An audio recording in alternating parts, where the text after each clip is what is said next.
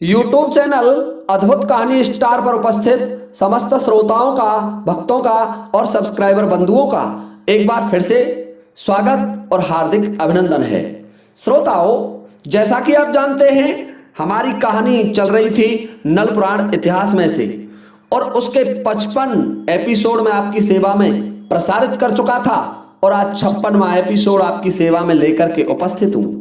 श्रोताओं, 2 दिन वीडियो में आपकी सेवा में इसलिए प्रसारित नहीं कर सका क्योंकि मैंने एक रक्तदान शिविर का आयोजन करवाया था, एक रक्तदान के लिए कैंप लगवाया था, उसमें बिजी था 2 दिन। उसके लिए मैं आपसे क्षमा प्रार्थी हूं। अब देखिए श्रोताओं, मैं 56वां भाग आपकी सेवा में लेकर के उपस्थित हूं।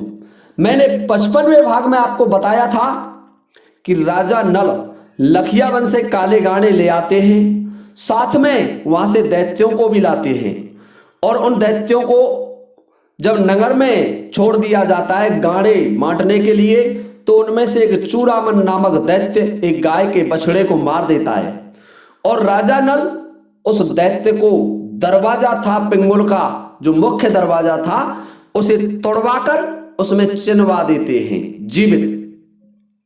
और चूड़ामन दैत्य राजा नल से कहता है कि जो तेरा वंशज इस नगर में आएगा, जब तेरा पुत्र इस मरवन नामक लड़की के गौने में इस गौना करने आएगा, उस समय मैं उसके ऊपर गिरूंगा, राजन मैं तेरा बीज वंश मेट दूंगा। श्रोताओं, राजा नल कहने लगे उस समय देखा जाएगा, मेरा पुत्र मुझ जैसा पराक्रमी होगा। देखिए श्रोताओं, ये सूचना जब राजा पिंगुल नरेश महाराज बुद्ध को मिलती है तो महाराज बुद्ध भी डर जाते हैं और कहते हैं कि ये वास्तव में नरवरगढ़ के राजा नल है। श्रोताओं, परंतु बालासिंध भातई और राजा बुद्ध की पत्नी चिरौंजा इस बात को स्वीकार नहीं कर रहे थे कि ये राजा नल है, ये भी कहीं का राजा है, क्योंकि महाराज नल के तो उस समय दाढ़ी बढ़ी हुई थी और शनिदेव उनका पीछा कर रहा था। तो बालासिंध जो राजा बुद्ध का साला था और रानी चिरौंजा का भाई था, वो इस चीज को मानने के लिए तैयार नहीं था, इस बात को मानना नहीं चाहता था कि राजा नल किसी देश के राजा हैं। वो तो उन्हें केवल तेली का नौकर समझ रहा था। इसलिए राजा बुद्ध से कहने लगे, दोनों बहन भाई रानी चिरौंजा और बालासिंध, कि महाराज आपकी मति भ्रष्ट हो गई है, आप तेली के नौकर को हमारी पुत्री का विवाह करना चाहते हैं। हे राजन, ऐसा होना संभव नहीं है। राजा बुद्ध बोले, देखिए बालासिंध, मैं क्षत्रिय हूं और उच्च कुली क्षत्रिय हूं और हम वचनों के पीछे मर जाते हैं लेकिन वचनों से हटते नहीं है। इसलिए हे राजन, हे बालासिंध, ध्यान से सुनिए, मैंने राजा नल को वचन दे दिया है। उन्होंने चौसर में मुझे हराया और मैंने इतने राजाओं के सामने उसे वचन दिया, इसलिए उस वचन को पूरा करने के लिए अपनी पुत्री का विवाह तो उस राजा नल के पुत्र के साथ करना होगा। श्रोताओं, बालासिंध कहने लगे कि महाराज, राजाओं की पुत्रियों के विवाह तो अनेक शर्तों के अधीन होते हैं। तो राजा बुद्ध कहने लगे, बालासिंध, हमने जो शर्तें थी उनको पूरा करवा लिया राजा नल से, आप और क्या चाहते हैं? कि महाराज, उस तुम्हारे तेली के नौकर से ये कहिए कि हमारी पुत्री का विवाह हम तब करेंगे जब आप फेरा डलते समय, जिस समय फेरा डलते हैं, तो हमारी पुत्री को पहनने के लिए दिखनी चीर लेकर के आएंगे। श्रोताओं, दिखनी चीर उस जमाने में एक बहुत महत्वपूर्ण आभूषण होता था, एक साड़ी होती थी विशेष प्रकार की, और जो केवल अप्सरा लोक में मिलती थी, परी लोक से लाते थे उसको, केवल परियां पहनती थी उस दिखनी चीर को, और उसे लाना बहुत असंभव काम था। तो हे राजन, बालासिंध कह रहा है, हे महाराज, आप अपने तेली के चाकर से कहिए कि वो यदि दिखनी चीर लेकर के आएगा फेराओं के समय के लिए, तो हम हमारी पुत्री का विवाह करेंगे, अन्यथा हमारा तुम्हारा कोई संबंध नहीं है, कोई रिश्ता नहीं है। देखिए श्रोता, राजा बुद्ध मन में विचार करने लगे कि अब ये राजा नल को परेशान कर रहे हैं और उनकी परीक्षा लेने के लिए ये बालासिंध और मेरी पत्नी ये षड्यंत्र रच रहे हैं, परंतु राजा बुध को नल के पराक्रम पर कोई भी ऐसी शंका नहीं थी कि वो इस कार्य को पूरा नहीं कर पाएंगे। तो राजा बुध बालासिंध से कहने लगे कि बालासिंध, यदि ये काम भी पूरा कर दिया तो कि महाराज तब हम विवाह कर देंगे, क्योंकि दिखनी चीर लाना किसी छोटे मोटे आदमी की बात नहीं होगी। तो राजा बुध बोले, काले गाड़े लाना भी तो किसी हल्के आदमी की बात नहीं है, वो भी तो एक महावीर महापराक्रमी योद्धा का काम है। हे श्रोताओं, बालासिंध भातई की बात सुनकर के राजा बुध महाराज नल को बुलाने के लिए एक दूत बुलाते हैं और उस दूत को पुनः कुलवारे में भेज देते हैं, जहां राजा नल तेली के कोलू चला रहा था। श्रोताओं, राजा नल का वीर वरण घोड़ा राजा नल के पास था। अब देखिए, जब तेली के कुलवारों में वो पत्रवाहक पत्र लेकर के पहुंचा तो श्रोताओं, उन्हें कुलवारे में राजा नल और रजधन तेली दोनों मिले। जब राजा बुध के उस पत्रवाहक ने राजा नल को वो पत्र सौंपा तो राजा नल उस पत्र को पढ़ करके मन में विचार करने लगे कि ये राजा मेरी परीक्षा ले रहा है, और उस पत्र को लेकर के रानी दमयंती के पास आ जाता है। रानी दमयंती ने महाराज नल का चेहरा चिंतापूर्ण स्थिति में देखा तो दमयंती कहने लगी कि महाराज, आज क्या कारण है? अब तो पुत्र का विवाह होना तय हो गया है कि रानी नहीं, ये राजा बड़ा दुष्ट है और ये हमसे कई शर्तों को पूरी करवाएगा, इस तरीके से विवाह नहीं करेगा। रानी बोली, अब क्या शर्त है महाराज? कि रानी, मुझे परीलोक को जाना होगा और वहां से दिखनी चीर लेकर के आनी होगी। श्रोताओं, ध्यान रखना, ये दिखनी चीर जब राजा नल का ये ढोल कुमार गौना करने आएगा उस समय भी राजा बुध मंगाएगा दूसरा जोड़ा, लेकिन यहां राजा नल से एक जोड़ा दिखनी चीर लाने के लिए कहा। तो श्रोताओं, रानी कहने लगी कि महाराज, आप महापराक्रमी हैं, आपके पराक्रम पर कोई संदेह नहीं है, पर फिर भी मैं आपसे यह विनती करती हूं कि यदि आप इस विवाह का प्रस्ताव अस्वीकार कर दें तो महाराज हमें कोई हानि नहीं होगी। राजा नल कहने लगे, अरे भीरू पत्नी, तुम क्या कह रही हो? तुम कायर हो रही हो? नहीं जानती कि क्षत्रियों की वाणी, क्षत्रियों के वचन कभी झूठे नहीं जाते। प्राण चले जाते हैं लेकिन क्षत्रियों के वचन झूठे नहीं जाने चाहिए। श्रोताओं, दमयंती कहने लगी, तो महाराज फिर आप कैसे जाएंगे परीलोक? कि मेरे पास मेरा उड़ना बछेरा है और तुम्हारी सौत गजमोतनी का मुझे सहारा मिलेगा और मैं इनके सहारे से परीलोक तक पहुंच जाऊंगा, तुम चिंता मत करो रानी। देखिए श्रोताओं, राजा नल अपनी रानी से कहने लगे कि ठीक है रानी, मैं महाराज बुध के दरबार में जा रहा हूं और वहां से आने के बाद मैं तैयारी करूंगा परीलोक जाने की। हे श्रोताओं, राजा नल अपने मालिक रजधन तेली को साथ में लेकर के चल देते हैं राजा बुध के दरबार में। अपने अश्ववीर वरण घोड़ा पर सवार थे और जब राजा बुध के दरबार में पहुंचे तो राजा बुध ने राजा नल का बड़ा स्वागत किया, परंतु वहीं समीप बैठे हुए बालासिंध ने राजा नल का कोई सम्मान नहीं किया। राजा नल मन में विचार करने लगे कि बालासिंध, यदि समय सही रहा और ये रिश्ता चलता रहा तो मैं तुझे उचित दंड दूंगा इस बात का। देखिए श्रोताओं, राजा बुध महाराज नल से कहने लगे कि हे राजन, हे वीर शिरोमणि, हमें आपकी वीरता पर कोई संदेह नहीं है, फिर भी महाराज आप जानते हैं कि राजाओं के विवाह शर्तों के अधीन होते हैं, इसलिए हमारी रानी चिरौंजा ये चाहती है कि मेरी पुत्री की भामर जिस समय डाली जाए उस समय उनको पहनने के लिए दिखनी चीर हो। सो हे राजन, तुम्हें परीलोक जाकर के दिखनी चीर लानी है। राजा नल कहने लगे कि महाराज, दिखनी चीर की पहचान क्या होगी? कि राजन, दिखनी चीर रात्रि के समय स्वतः प्रज्वलित होती है, उसमें से प्रकाश निकलता है, प्रकाश प्रकीर्णित होता है, ऐसे मानिए दिखनी चीर ऐसी होती है जैसे सूर्य निकल आया हो, सूर्य के समान मणियों से जड़ित होती है दिखनी चीर। राजा नल कहने लगे, ठीक है राजन, मैं जा रहा हूं और दिखनी चीर लेकर के लौटूंगा।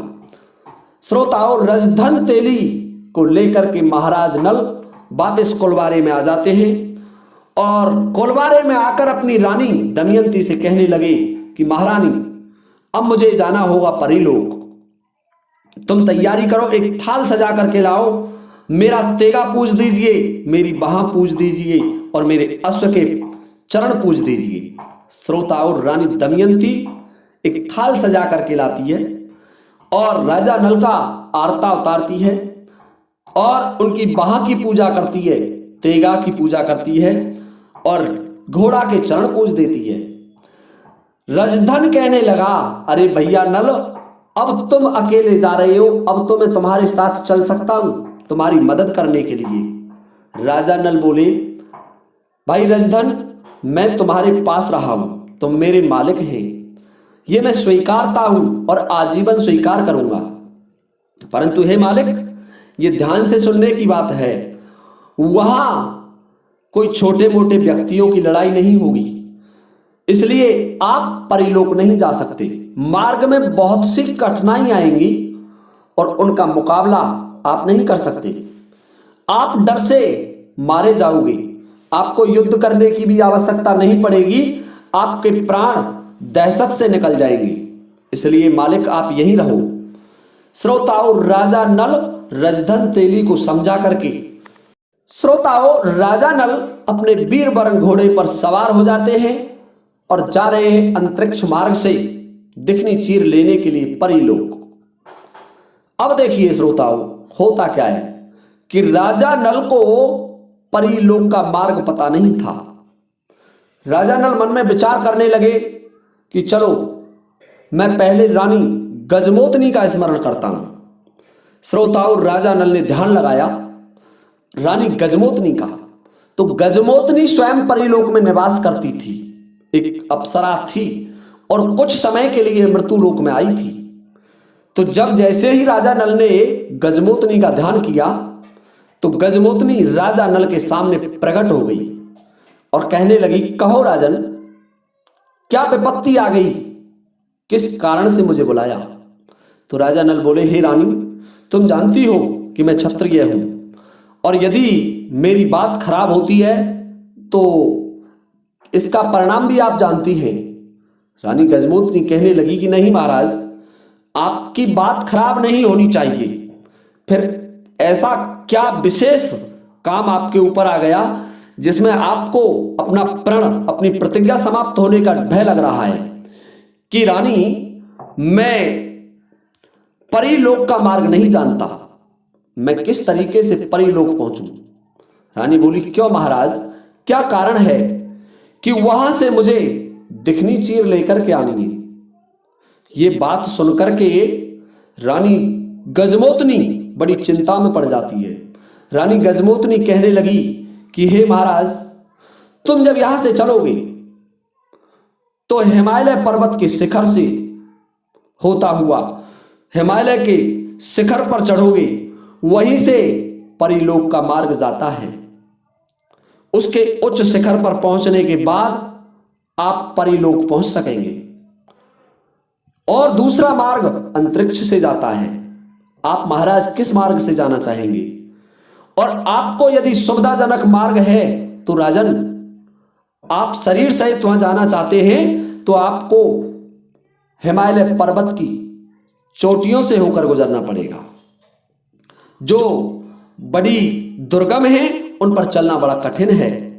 तो राजा नल कहने लगे कि रानी, तुम जानते हो मेरे पास वीरवरण जैसा अश्व है, फिर मुझे कोई चिंता नहीं है। ये तुम्हारे पिता का दिया हुआ अश्व जल थल गगन तीनों में चल सकता है। तो रानी गजमोतनी बोली कि महाराज, परीलोक की पहचान होगी कि वो रात्रि के समय आपको दिखाई देगा, दिन में आपको परीलोक दिखाई नहीं देगा। रात्रि में जब आप हिमालय के उच्च शिखर पर पहुंच जाओगे तो वहां एक प्रकाश प्रज्वलित होता हुआ दिखाई देगा, और जो दिखनी चीर है वो वहां केवल 5 परियां पहनती हैं उसको। बाकी के और किसी परी को वो नहीं मिलती। तो रानी गजमोतनी की ये बात सुन करके राजा नल बोले, तो रानी फिर मैं क्या करूं कि महाराज आप परी लोग आइए और आगे का मार्ग आपको फिर मैं बताऊंगी। श्रोताओं, इतना कहकर के रानी गजमोतनी अंतर्ध्यान हो जाती है और राजा नल चल देते हैं। चले जा रहे हैं हिमालय पर्वत के शिखर की तरफ। देखिए श्रोताओं, जब पिंगुलगढ़ से राजा नल चले, वर्तमान में पिंगुलगढ़ मरु क्षेत्र के नाम से जाना जाता है। जब पिंगुलगढ़ से राजा नल चलते हैं तो मार्ग में जब राजा नल आगे बढ़े तो राजा नल को एक द्राविड़ नामक देश मिला। द्राविड़ देश में राजा नल ने प्रवेश किया तो श्रोताओं, वहां का जो राजा था द्राविड़ देश का, महाराज रतन सेन, उस महाराज रतन सेन का इकलौता पुत्र था और उस इकलौते पुत्र को एक सर्प ने काट लिया था। सर्प के काटने से उस राजा के पुत्र की मृत्यु हो गई। हे श्रोताओं, संपूर्ण नगर शोक में डूबा हुआ था क्योंकि महाराज रतन सेन का इकलौता पुत्र समाप्त हो गया था। हे श्रोताओं, उसी मार्ग से राजा नल जा रहे थे अपने वीर वरण घोड़े पर सवार होकर के, और उसी मार्ग से जो राजा रतन सेन का पुत्र था उसकी अर्थी निकाली जा रही थी, उसकी अंतिम यात्रा निकाली जा रही थी। उसका दाह संस्कार करने के लिए उसे ले जाया जा रहा था शमशान घाट के लिए। शमशान घाट को जब राजा रतन सेन के पुत्र को ले जा रहे थे तो महाराज नल भी उसी मार्ग से जा रहे थे। श्रोताओं, समस्त नगरवासी जितनी भी भीड़ थी सबके नेत्रों से आंसुओं की धार बह रही थी। बड़ा प्रजापालक राजकुमार था, इकलौता पुत्र था राजा रतन सेन के, और वो मृत्यु को प्राप्त हो चुका था। राजा नल उनसे पूछने लगे, जो अंतिम शव यात्रा में जा रहे थे, कि इतना बड़ा जुलूस किस लिए निकाला जा रहा है, क्या कारण है, और आप सभी की आंखों से अश्रुधारा क्यों बह रही है। तो कुछ समझदार लोग कहने लगे कि भाई घोड़े वाले, हमारे इस शहर के महाराज के इकलौता पुत्र था और उसके इकलौते पुत्र की सांप के काटने से मौत हो चुकी है।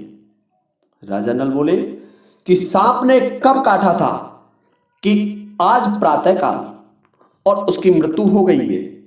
राजा नल कहने लगे कि यदि आप मेरा एक निवेदन सुने, मैं आपके इस लड़के को जीवित कर सकता हूं।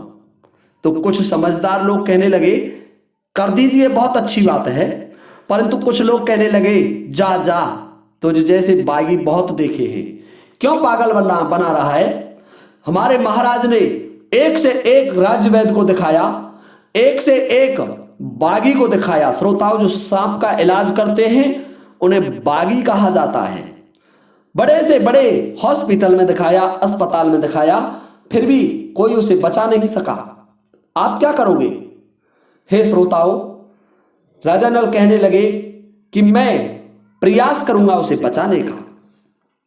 श्रोताओं, अंतिम शव यात्रा तब तक शमशान घाट पहुंच जाती है और वहां राजा के अनुचर चिता लगाने लग जाते हैं। राजा के लड़के की लाश को रख दिया जाता है और चिता की तैयारी कर रहे हैं। लाश को चिता में रख दिया गया।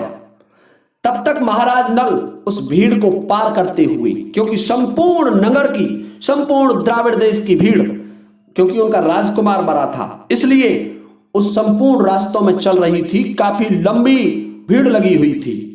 राजा नल शमशान घाट में पहुंचे, अपने घोड़े को दूर बांध दिया और जहां महाराज रतन सेन बैठे थे उनके पास पहुंच जाते हैं। राजा नल का वेश फटे टूटे कपड़ों में, तेल से मैले हुए वस्त्र, क्योंकि तेली के घर काम करते थे, ऐसे वस्त्रों में राजा नल महाराज रतन सेन के पास पहुंचे, जहां रतन सेन, उनके राजपुरोहित, उनके मंत्री अश्रुधाराओं से रो रहे थे। नेत्रों से आंसुओं की झड़ी लगी हुई थी और बार बार महाराज रतन सेन अपने पुत्र वियोग में मूर्छित हो रहे थे। राजा नल ने वहां जाकर महाराज रतन सेन के सामने कहा कि महाराज रतन सेन, आप यदि मुझे अनुमति दें तो मैं आपके इस पुत्र को जीवित कर सकता हूं। देखिए श्रोताओं, कुछ वहां मंत्री बैठे हुए थे, वो कहने लगे इस पागल को भगाओ, ये पागल कहां से आ गया, तुम नहीं जानते कि ये मर चुका है, इसकी मौत हो चुकी है, इसे अंतिम संस्कार के लिए शमशान घाट लाया गया है, तुम इसे कैसे जीवित करोगे, ये पागल है, इसे भगा दीजिए। श्रोताओं, परंतु राजा रतन सेन बड़े समझदार थे और जिसकी कहते हैं ना, जिसकी उंगली चिरती है उसी के दुख होता है। तो राजा रतन सेन का तो पुत्र मरा था, इसलिए जब जीवित करने का नाम सुना तो रतन सेन उसकी तरफ देखने लगे और कहने लगे कि भाई यदि तुम मेरे पुत्र को जीवित कर दें तो मैं तुम्हें मुंह मांगा इनाम दूंगा। राजा नल कहने लगे कि महाराज मुझे किसी इनाम की आवश्यकता नहीं है, परंतु मैं आपकी देशभक्ति और आपके पुत्र की देशभक्ति देख करके मैं इस मार्ग से जा रहा था, तो आपकी जो प्रजा है उससे आपके बारे में सुना, आप बड़े धर्मात्मा राजा हैं, इसलिए महाराज मैं ये चाहता हूं कि आपके पुत्र को जीवित कर दूं, मैं एक विद्या जानता हूं। श्रोताओं, राजा नल की बात सुनकर के राजपुरोहित और महाराज रतन सेन ने अपने मंत्रियों को फटकारा कि देखिए ये बेचारा कहीं से चल करके आया है, कितनी दूर का है हम नहीं जानते, इसलिए इसकी बात को ध्यान से सुनो और मेरे पुत्र के पास इसे ले जाइए। श्रोताओं, महाराज रतन सेन स्वयं चल करके राजपुरोहित और मंत्रियों सहित राजा नल को लेकर के उस चिता पर आ जाते हैं। चिता में पुत्र रख दिया गया था और महाराज नल ने उसको निकलवाया, बाहर निकलवा करके वस्त्र से ढकवाया और फिर बैठ जाते हैं राजा नल वहां। ध्यान किया, मंत्र को अभिमंत्रित किया और याद किया अपने मित्र वासुकी को। श्रोताओं, आपको ज्ञात होगा कि वासुकी महाराज नल को एक मंत्र दे के गए थे कि राजन जिस किसी को आप बचाओगे वो बच सकता है, क्योंकि वासुकी तो राजा नल के परम मित्र थे। इसलिए राजा नल ने 4 डंडे लिए और 4 डंडों को अवमंत्रित किया, छोटे छोटे डंडे, टुकड़े डंडे के, उन्हें अवमंत्रित किया और अवमंत्रित करके छोड़ दिया चारों दिशाओं में। और जो वहां प्रजा बैठी थी उन सब से कह दिया कि आप दूर हट जाएं, थोड़ी देर के लिए मुझे मार्ग छोड़ दें।